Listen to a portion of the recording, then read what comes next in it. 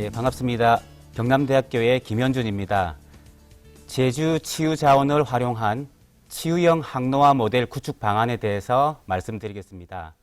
화면에서 보시는 것과 같이 배경에 있는 그림이 제주도에 대한 그림인데요.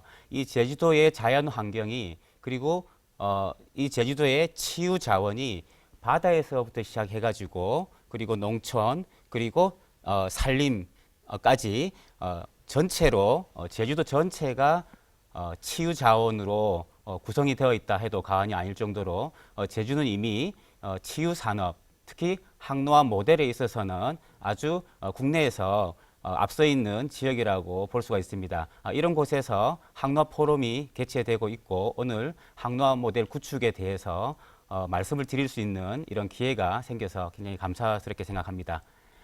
먼저 왜 이 항노화 산업이 필요한지에 대해서 말씀드리겠습니다. 여러분 잘 아시다시피 2017년 우리나라가 고령사회에 접어들었습니다. 이렇게 고령사회는 노인 인구가 14% 이상일 때 고령사회라고 하고 있고요. 그리고 얼마 안 있어서 2025년이 되면은 우리나라 전체가 초고령사회로 진입하는 거로 알려져 있습니다. 2017년도에 고령사회가 되면서 우리나라 사회 현상에서 아주 큰 변화가 하나가 있었는데 그게 바로 경제 인구의 감소입니다. 우리나라 건국 이래로 국가에다가 일을 해서 세금을 내는 그 경제 인구가 줄어든 적이 없었는데 17년도에 한 해에 11만 명이 줄었고요. 그 다음 해부터는 20만 명, 30만 명 이렇게 계속 경제 인구가 줄고 있습니다. 그러면 그 경제 인구가 줄은 인구가 어디로 갔겠습니까? 바로 노인으로 가서 우리나라의 복지비 그리고 공적 자금을 투여해서 써야 되는 이런 인구로 가게 되었다는 겁니다. 뿐만 아니라 우리나라 경제 성장에 저해가 될 수 있는 요인으로 경제 인구가 감소된 것은 굉장히 고령화에 있어서 아주 부정적인 이유라고 생각할 수가 있겠습니다. 그렇기 때문에 우리는 이 경제 인구를 줄어드는 경제 인구를 보완할 수 있는 방법은 결국은 국민이 건강해서 오래도록 일을 하는 게 결국은 이 경제 인구 감소를 극복하는 방법이고요.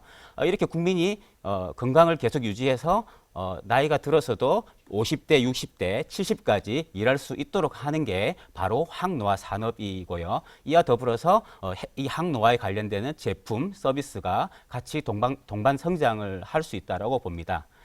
그리고 이 고령 사회가 되면서 의료비가 굉장히 증가하게 되었는데요. 2019년만 하더라도 우리나라 공적 의료비가 19조가 이렇게 써 있습니다. 여기 화면도 보시면은 2019년만 하더라도 69조의 공적 의료비가 투여가 되었는데 60년 후가 되면은 2065년이 되면은 우리 그 의료비가 754조로 19년에 비해서 11배가 증가한다고 되어 있습니다. 이 그래프를 보시면 알다시피 노인 인구가 급격하게 증가하는 만큼 의료비도 그에 비례해서 증가하는 걸 볼 수 있습니다. 그렇기 때문에 이 의료비를 감소하는 게 굉장히 중요한데요. 이 의료비를 감소하는 방법은 결국은 국민을 건강하게 하는 이 항노화 산업이 육성이 되는 것이라고 볼 수가 있습니다. 더불어서 지금 우리나라가 그 평균 수명이 굉장히 증가를 하고 있고 유명한 전 세계적인 그 통계 기관에 의하면은 평균 수명 또 이제 기대 수명이라고도 하는데요. 기대 수명 90세 달성하는 첫 번째 나라가 대한민국이 될 거라고 기대를 하고 있고요. 불과 그거를 언제라고 발표를 하고 있냐면은 바로 2030년입니다. 지금으로부터 한 8, 9년 후면은 우리나라가 전 세계에서 제일 오래 사는 나라로 등극을 하게 됩니다.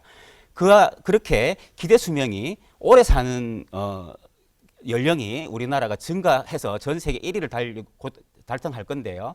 좀 안 좋은 점은 오래 살기는 하는데 건강하게 사는 수명을 이제 건강 수명이라고 하는데 건강 수명은 그에 비해서 좀 짧은 편입니다. 그래서 그 16년도에 발표된 자료에 의하면은 우리나라 건강 수명이 그 65세로 나와 있습니다. 그래서 기대 수명과 비례해서 건강하지 않은 상태로 17.4세를 사는 거로 되어 있습니다. 그렇기 때문에 이 17.4세 동안은 건강수명을 잃은 상태로 사는데 이 건강수명 1년이라는 게 갖는 의미가 뭐냐면은요. 우리 노인을 건강수명 1년을 증가시키는데 얼마만큼 돈이 들까요? 라고 설문조사를 한 내용, 전문가들이 조사를 했더니 한 사람을 건강수명 1년 올리는데 2,500만이 든다고 합니다. 즉 2,500만 원은 우리나라 청년 한 사람의 일자리입니다. 그만큼 노인 한 사람에게 지불해야 될 건강수명을 잃은 노인 한 사람이 지불해야 되는 돈이 우리 청년 한 사람의 일자리일 수가 있습니다. 그렇기 때문에 우리 국민들의 건강수명을 올리는 게 우리나라로서 공적 자금을 줄이고 의료비도 절감하고 국가 경제를 돌아가는 데서 얼마나 중요한가라는 부분입니다. 그러면 이 건강수명을 어떻게 올릴 수 있는지를 우리가 한번 봐야 되는데요. 그다음 이제 자료인데요. 지금 건강수명이 올라가는 우리가 기대 수명은 의료 기술이 발달하면서 우리나라가 계속 올라가고 있습니다. 그런데 건강 수명은 과연 어떻게 됐을까요? 2000년도에 2020년에 발표한 자료에 의하면은 건강 수명이 64.4세라고 발표됐습니다. 즉 16년도에 발표될 때보다 건강 수명이 줄어들었습니다. 오래 사는 수명은 우리나라가 올라가고 있는데 건강 수명이 줄었습니다. 그러면은 왜 의료 기술이 발달했는데 왜 건강 수명이 줄까요? 그거는 건강 수명을 올리는 방법은 의료 기술이 아니라는 겁니다. 뭘까요? 바로 항노화, 치유, 웰니스 산업. 이게 바로 건강 수명을 올리는 데서 아주 중요하다라는 거고요. 우리나라가 이 건강 수명의 중요성을 알고 2021년도에 건강 수명을 높이기 위한 발표를 복지부가 했습니다. 이 복지부가 발표한 것에 의하면은요. 건강 수명을 5차 국민 건강 종합 종진 계획에서 얘기를 하고 있습니다. 건강 수명을 2030년까지 73.3세로 올리겠다. 9년을 올리겠다고 얘기를 하고 있습니다. 지금 거의 9년 만에 지금 이제 65세니까는 약 9년을 올리겠다고 하고, 즉 1년에 건강수명 1세씩 올리겠다고 우리 정부가 발표를 했거든요. 그런데 일본을 보시면은요, 일본이 16년도에 2040년까지 건강수명을 3세 올리겠다라고 발표했습니다. 그러니까는 건강수명 1세 올리는데 약 5년이 걸린다라고 일본은 얘기를 하고 있는데 우리나라는 건강수명을 너무 쉽게 생각하는 것 같아요.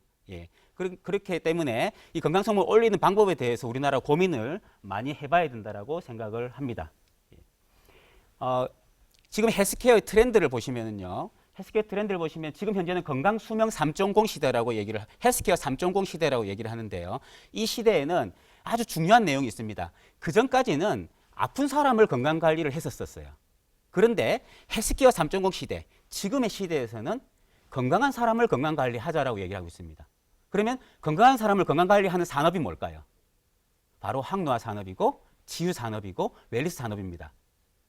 즉 저는 우리나라가 지금 제주도가 항노화 산업을 일찍부터 14년부터 조례를 통과시켜서 항노화 산업을 육성하고 있고요. 그리고 부산도 하고 있고요. 경상남도도 항노화 산업을 조례까지 통과시켜서 육성을 하고 있습니다. 그 외의 지역도 항노화 산업을 조금씩 육성하겠다고 했었는데 지금은 제주가 가장 활발하게 지속적으로 오래 하고 있다는 생각이 드는데요. 그 외에도 웰니스 산업이라든지 치유 산업이라든지 우리나라 여러 부처에서 이 헬스케어 쪽을 발전시키기 위한 산업으로 육성시키기 위한 노력을 하고 있는데요. 왜 이거를 하느냐라는 공통된 주제가 있습니다. 목적이 있습니다. 저는 그게 바로 건강 수명이라고 생각합니다. 정부가 가지고 있는 가장 큰 미션, 이 건강 수명을 높이는 공동의 목표를 가지고 서로 협력해야 된다라는 생각이 들고요. 실제로 3.0 시대에서는 건강한 사람을 건강 관리해서 건강 수명을 높이는 게 바로 헬스케어 3.0 시대, 지금의 시대의 헬스케어라는 것입니다. 그러면은 이 시대에 건강에 관련된 어떤 행위가 가장 중요하냐라고 여기에 이제 보면은요, 의료 서비스, 즉 치료는요. 지금 전 세계 시장이 감소하고 있는 걸 볼 수가 있고요. 오히려 예방과 사전의 검사, 산업, 검사 방법. 지금 보시면은 시계에서도 심장 검사를 하고 있고요.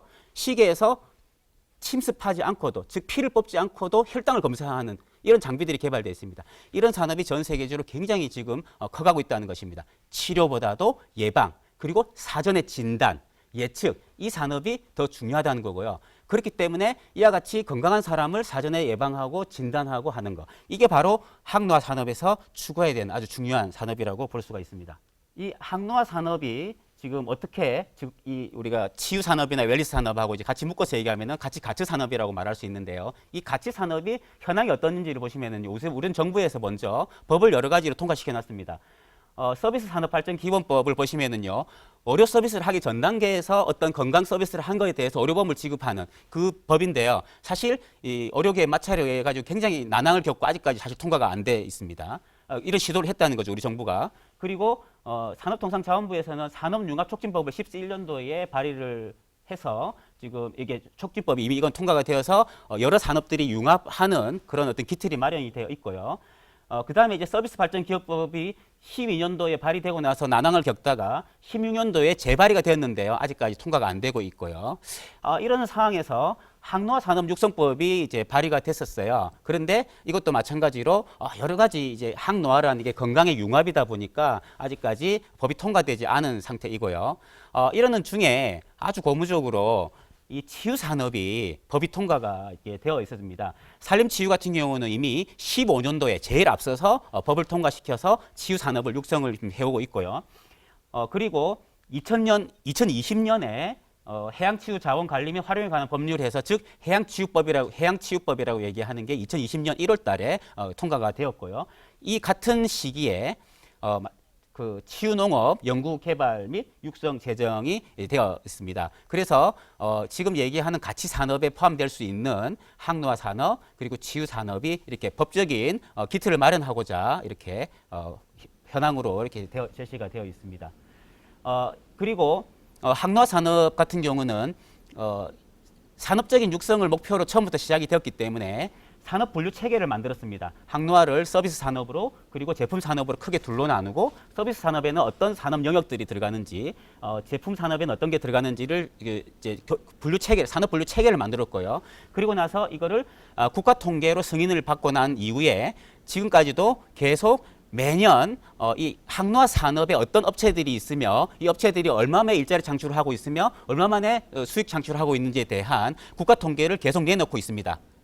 그런데 좀 아쉽게도 산림치유가 15년도에 시작이 되어서 지금까지 오랫동안 해오고 있지만 아직 산림치유 같은 경우는 이 산업 분류 체계가 없고 그리고 아직 그 국가 통계 승인도 아직 안 받은 상태이기 때문에 아마 이거는 미션인 것 같고요. 해양치유와 치유농업도 마찬가지로 결국은 산업을 통해서 지역 경제를 육성하기 위해서는 이와 같은 산업 체계가 제대로 분류와 정립이 되고 여기에 대한 계속적인 통계 조사 그리고 산업 군별로 육성하는 방안들을 마련하는 등의 이런 어떤 생태계 조성, 즉 산업이 육성되기 위한 생태계 조성이 좀 필요하지 않나 이런 생각을 합니다. 지금 치유 쪽에서는 지금 복지비를 많이 투여를 하고 있습니다. 국민 복지의 방법이 다양화되고 이렇게 예방 쪽이 적극적으로 되는 부분은 좋지만은 아까 앞에 제가 말씀드린 그래프를 보시다시피 국가 복지나 이런 의료비는 지금 너무너무 많이 증가하고 있기 때문에 이 치유 산업에서는 그거를 쓰는 것보다는 오히려 그거를 도와주는 창출하는 산업을 육성하는 이런 어떤 좀 생태계 조성을 위한 노력이 좀 필요하지 않겠나라는 전 개인적인 생각입니다. 이제 웰리스 산업 같은 경우는 12년도에 산업부에서 이걸 육성하기 위해서 나름대로 산업 분류 체계는 그때 만들었었습니다. 만들었지만은 이게 국가 통계로 간다거나 그 다음에 이제 산업을 육성하기에는 산업 분류 코드에 잡혀야 됩니다. 그래야지 정부가 그 산업 분류 코드 안에 들은 산업은 육성해줄 근거가 되고 또 R&D를 하더라도 그 근거에서 하게 돼요. 그런데 아직까지 항노화도 지금 분류 코드 안에 산업 분류 코드 안에 들어가지 못했고요. 웰리스 산업도 분류 체계는 만들었는데 아직 들어가지 못했고요. 치유 산업은 마찬가지로 아직 들어가지 못한 상태입니다. 그렇기 때문에 그런 것들을 노력을 좀 해서 치유 산업도 하나의 새로운 신산업입니다. 그러면 이 치유 산업이 우리나라 산업 분류 코드 안에 당당하게 딱 들어갈 수 있는 그런 연구가 좀 체계 구축을 위한 연구가 좀 필요하다라는 생각입니다. 해양치유 산업은요, 제가 작년에 우리나라 해양치유 R&D 5개년 계획을 수립을 세부 책임을 제가 맡아서 했었습니다. 이거 할 때에 제가 이제 맡았던 부분에서 해양치유의 산업분류 체계를 한번 저희가 과제에서 만들어 봤던 거입니다. 이거는 공식적으로 공포된 건 아니고요. 저희 연구 수준에서 한번 체계를 만들어 봤습니다. 이렇게 치유 산업이라는 것을 해양치유 산업을 분류 체계를 만들었더니 여기에 포함되는 것을 관광, 바이오, 어로라는 키워드를 하고 그 안에 또 세부 사업을 해보니까 이 치유 산업에 포함될 수 있는 영역이 굉장히 다양하고 기존의 산업과 중첩이 되지만은 왜 치유냐라는 부분에서 좀 제가 이제 말씀드릴 부분은 우리 이제 농촌에 가면은 미역을 가지고 제품화해서 파는 분들이 있어요. 말려서 팔고 하시는데 이분들한테 그 미역을 가지고 뭔가 좀 새로운 제품을 계속 만들어 보라고 요청은 굉장히 많이 해요. 뭐 지원 사업도 많이 해줍니다. 그런데 그냥 만들어 보세요. 건강한 거 만들어 보세요. 좋은 거 만들어 보세요. 누구는 이때까지 그렇게 안 하고 싶었겠습니까?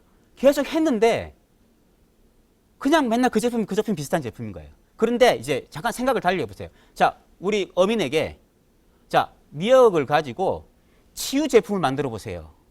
라고 하면 어떨까요? 치유 제품? 어떻게 만들어야 되지? 고민 속에 그 전에 만들었던 미역보다는 뭔가 더 건강에 좋은 요소들을 찾게 되고요. 그걸 검증하게 되고요. 그리고 그렇게 해서 아주 독특한 치유 제품, 미역이 치유 제품으로 만들어지면은 그게 팔릴 때는 어떻게 팔릴까요? 굉장히 고부가치로 팔린다는 거죠. 그래서 이런 치유 산업이 육성이 되어서 이제 우리 제조를 하시는 분들이나 소비자들에게 이 치유 산업의 가치를 전달해 준다면은 생산하는 사람들도 굉장히 고부가치, 사는 사람도 내 건강에 이익을 얻는 제품, 이렇게 선순환으로 돌아갈 수 있다는 겁니다. 그렇기 때문에 이와 같은 산업 분류 체계나 그리고 지원해 줄 수 있는 기틀을 마련하는 것은 중요하다는 생각입니다. 이제 가야 되는 방향은 이렇습니다. 지금 항노화도 가다가 지금 멈춰 있는데요. 치유 산업이 이제 마찬가지로 같이 가야 되는 방향이라고 봤을 때 먼저 산업에 대한 정의를 잘 내려야 되고요. 이게 산업 분류 체계를 잘 만들고요. 그 다음에는 계속 이 산업에 대한 조사를 잘 해야 됩니다. 이 조사를 꾸준히 한 5년 정도를 저희가 쌓아서 항노화도 국가 통계를 갔거든요. 그렇게 해서 국가 통계가 가고 나면은 그 다음에는 이 산업이 정부로부터 인정받고 나서는 바로 산업 분류 코드로 들어가게 됩니다. 그러면은 굉장히 다양한 육성 정책에 의해 가지고 이 산업이 크는 거죠. 근데 아직까지 오랫동안 해오면서 이 절차들이 아직까지 제대로 안 돼 있는 거죠. 저는 이런 어떤 기틀 먼저, 제주도 기틀 먼저 좀 하기를 바라는 마음에서 이와 같은 걸 넣어봤고요. 이렇게 되면은 결국은 여기에서 사람이 또 필요합니다. 여기서 사람이 굉장히 다양한 곳에 사람이 필요하기 때문에 결국은 사람이 여기에서 일자리를 찾게 된다라는 겁니다. 그러면은 이제 한국형 치유 모델에 대해서 얘기해 보겠습니다. 한국형 치유 항노화 모델을 제가 생각하는 모델인데요. 여기 보면은 먼저 1단계에서 이 치유 산업과 항노화 산업은 의료도 들어 있습니다만은 의료 부분이 차지하는 부분이 아직까지 작고 우리나라는 의료보험에서 치료에 대한 그 아주 체계가 잘 돼 있습니다. 그렇기 때문에 이 치유 산업과 항노화 산업 쪽에서는 우선적으로는 비의료 보험이 적용되지 않는 비의료 헬스케어 산업을 먼저 공략을 하고요. 그 소비자들을 확보하는 게 중요하다. 그렇게 해서 먼저는 국내 관광객이라든가 일반인, 정상인, 건강한 사람을 대상으로 한다거나 그리고 이제 질환자에 들어가기 전에 준질환자를 대상으로 한다거나 이런 모델을 해야 되고요. 예방, 진단, 비의료의 건강 서비스 굉장히 다양한 것들이 있습니다. 이런 것들을 좀 이용을 해야 될 것이고요. 그 방법은 이렇게 분야가 다양하게 와서 융합이 되는 방법이 될 것이고요. 그 다음에 이게 성공하고 나면은 그 다음에 2단계로는 의료가 이제 접목이 되는 방법이 좋겠다라는 생각이고요. 자, 이렇게 하는 데 있어 가지고 이게 이게 융합이다 보니까 단일 전공, 단일 제품군, 단일 서비스 이렇게 해 가지고는 항노화가 접근합니다. 특히 노화라는 문제는 몸이 부분 해 가지고는 이미 의료가 부분을 너무 잘하고 있어요. 노화는요, 부분으로 해서는 노화는 접근이 해결이 안 됩니다. 그래서 지금 노화의 트렌드는 몸을 전체적으로 관리해 주는 게 노화다라고 가고 있습니다. 그렇기 때문에 특히 이런 어떤 항노화에 있어서는 다양한 기관들이 클러스터화를 해서 서로 협력해 가지고 종합적으로 건강관리 서비스를 해주는 게 바로 이 항노화 모델이고 우리나라가 이와 같은 거를 잘 한다면은 이게 바로 우리나라의 항노화 모델이 된다라고 생각을 합니다. 그 다음에 항노화 모델에 있어서 단계별로 진행을 해야 되는데요. 자원 발굴부터 시작해서 프로그램 개발, 효과 검증, 모델 개발, 인프라 조성, 관광까지 이어가야 되는데요. 이 과정에서 중간중간에 인력 양성이라든지 이런 것들이 챙겨야 되는데 무조건 이 단계별로 절차만 밟아가고 있는 경우가 많습니다. 절차를 밟아가는 과정에 나오는 파생물들이 있습니다. 성과물이 있습니다. 이 성과물들을 잘 챙겨야 되고 이것들을 관리를 잘 해야 된다라는 것을 좀 종합적으로 한번 이걸 그림을 한번 그려봤고요. 그러면은 제주도 항노화는 어떻게 해야 될까라는 부분인데요. 먼저 제주도의 자원을 활용을 해서 항노화 모델로 갈 때에 이미 우리 정부가 법으로 3가지의 치유를 통과시켜놨기 때문에 이거를 잘 활용하는 게 좋겠다. 그러면은 제주도는 그러면은 해양 치유를 주력으로 갈 것인가, 치유 농업을 주력으로 할 것인가, 산림 치유를 주력으로 할 것인가를 고민해야 되는데 일단은 자원은 이 전체가 다 가능하고 다 잘할 수 있는 게 제주도라고 생각이 될 때에 제주도가 이 세 개를 다 묶어서 항노화라는 이름으로 모델로 가는 건 어떻겠나라는 게 제 개인적인 제안이고 모델입니다. 그러면은 그렇게 제주가 치유 항노화 모델로 간다고 했을 때 그러면은 제주는 잘하는 사업이 뭔가 앞서가는 사업이 뭔가를 잘 파악을 해서 거기에 따른 제주형 모델을 만들어야 된다는 생각입니다. 그래서 제가 제안을 하고 싶은 게 지금 제가 해수부 쪽에서도 그렇고 제가 우리 그 경상남도 도의 정책에도 그렇고 치유마을을 만드는 정책이 지금 많이 좀 입안이 되어 있습니다. 근데 아직까지도 국내에 이 치유마을을 조성을 해서 운영하고 있는 곳이 전국에 한 군데도 없습니다. 그렇게 봤을 때 제주도에게 제안을 하고 싶은 게 이 치유마을을 조성을 하는 사업을 즉 치유 항노화 마을을 조성하는 사업을 한번 권해보고 싶다라는 생각입니다. 그 다음에 제가 이제 권해드리고 싶은 게 제가 그 웰리스 관광 5개년 계획 그 경상남도 거를 제가 올해 이제 3월까지 완료를 해서 최근에 제가 완료를 했는데요. 그때의 지금의 이제 관광 트렌드나 헬스케어 트렌드를 저희가 파악을 했었습니다. 연구를 했었거든요. 그때 파악해 본 바로는 코로나 시대 때문이 아니고 코로나 이후에도 계속적으로 우리 국민들의 건강에 대한 트렌드가 어떻게 가고 있냐면은 바로 개인 맞춤형으로 간다라는 겁니다. 지금 단체에서 굉장히 소단위뿐만 아니라 개인으로 지금 코로나 이후에 많이 변했지 않습니까? 여러 가지 트렌드들이 헬스케어도 그렇고 모든 게 다 개별로 받고 싶어 합니다. 이게 코로나가 끝나도 계속 이어진다라는 것이고요. 뿐만 아니라 항노화나 치유 프로그램도 개별화가 앞으로 트렌드가 될 거다라고 했고 내 맞춤형이 앞으로의 중요한 시장이 될 거라고 예측을 하고 있습니다. 그래서 이런 어떤 지금 의료 데이터를 이용해서 의료 서비스에 대한 개인 맞춤형 플랫폼은 굉장히 지금 지자체별로 많이 하고 있습니다. 대기업들하고 같이 많이 하고 있지만은 아직까지 이 치유 산업, 웰리스 산업에 대한 개인 맞춤형에 대한 플랫폼 구축이라든가 이걸 산업화하는 지역은 아직까지 없습니다. 사실은 이 모델은 경상남도와 전라북도가 광역 사업으로 사실 구축했던 그 기획입니다. 기획의 한 페이지입니다. 이렇게 개인 정보를 이용해 가지고 개인 맞춤의 웰리스 산업을 육성하겠다 했었던 건데 이제 제주 같은 경우는 개인 맞춤의 치유 항노화 서비스를 하겠다라고 하는 이 모델이 제주에 좋지 않겠다라는 제안을 드리고 싶고요. 그 다음에 또 하나는 지금 노화가 이제 세계보건기구에서 노화를 질병으로 이제 지정을 했습니다. 질병 코드가 잡혔습니다. 노화가 이제 병입니다. 근데 이 노화가 병으로 가는 데서 가장 중요했던 게 하나가 뭐냐면은 바로 근육이 지나치게 감소해 주는 것도 병으로 갔다는 겁니다. 그래서 최근에 지금 16년도에 미국에서 근육병으로 이제 지정이 됐고요. 그리고 18년도에는 일본, 그리고 2021년에는 대한민국도 근육병으로, 근육이 지나치게 감소한 사람은 근육병으로 이제 지정을 했습니다. 그렇기 때문에 이 근육을 어떻게 좋아지게 하느냐, 특히 노인이 많아질수록 근육을 어떻게 개선시키느냐가 우리가 생각하는 치유나 항노화에 있어서 굉장히 중요한 주제가 됐다는 겁니다. 이미 최근에 제가 한 업체가 단백질 음료를 하나 출시했는데요. 첫 해에 300억 달성했고요. 지금 3년 차에 800억 달성합니다. 단일 식품 하나로 800억 갑니다. 이만큼 근육이 지금 우리 시장에서 굉장히 중요해졌고 전 세계에서 중요해졌습니다. 그렇기 때문에 제주가 이제 노화를 주제로 한다 하면은 바로 우리 국민의 근육 문제를 해결해 주는 그런 제품, 소재들 개발하고 제품화하는 것 정말 이 모델이 가면 좋겠다는 생각이고요. 그래서 제가 제주 쪽을 보니까는 제주의 감태가 근성장이 아주 중요한 소재로 이미 연구가 많이 되어 있더라고요. 뿐만 아니라 제주에 나오는 용암수 있죠. 이 용암수도 근육의 문제를 해결해 주는 효과가 검증이 된 것들이 나오고 있고 이미 제주에서 그동안에 다른 산업이나 이런 데서 연구했던 것들, 바이오 연구했던 것들을 이 항노화 모델에 접목을 잘 시키면 된다는 생각이고요. 그리고 이 같은 경우 제가 했던 사례인데요. 이 제품을 출시하면서 이 제품에 딱 어울리는 서비스를 융합을 시켰어요. 그랬더니 잘 안 팔리던 제품이 굉장히 제품이 잘 팔렸어요. 마찬가지로 제주에서 그냥 근육에 도움되는 제품만 출시하지 말고 근육에 도움이 되는 서비스까지 같이 묶어서 이걸 융합적으로 제공하는 이게 바로 이제 치유에서 제공하고 있는 융합 서비스이거든요. 이런 어떤 항노화 모델 그죠? 서비스까지 제품하고 같이 서비스까지 같이 제공해주는 이런 것들을 모델을 같이 가야 됩니다. 제품만 해가지고는 사실은 가치 산업이기 때문에 가치를 전달하기 힘들다는 겁니다. 그래서 제품과 서비스 딱 융합을 해서 모델링을 하고 몸의 전반적인 거를 도와주는 쪽으로 가셔야 된다라는 얘기고요. 제주도에 보니까 이미 화장품 인증을 하고 있고요. 그 다음에 JQ라고 인증 제도를 하고 있어요. 아주 잘하고 있어요. 다른 지자체에 비해서는 잘하고 있다 생각해요. 그런데 조금 부족함이 있어요. 뭐냐면은 좋은 제품까지만 하고 있어요. 그냥 제주는 좋은 제품이야. 저는 많이 활성 안 된다 생각합니다. 오키나와 예를 보면은요, 아예 웰리스 제품이야 라고 합니다.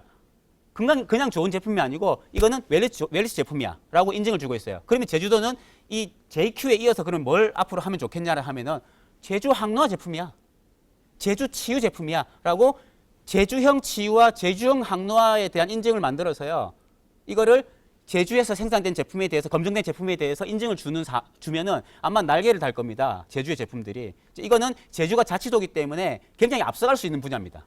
예. 자, 이와 같이 제주가 할 수 있는 일도 몇 가지를 제가 이야기를 했습니다. 제 이야기를 경청해 주셔서 감사합니다.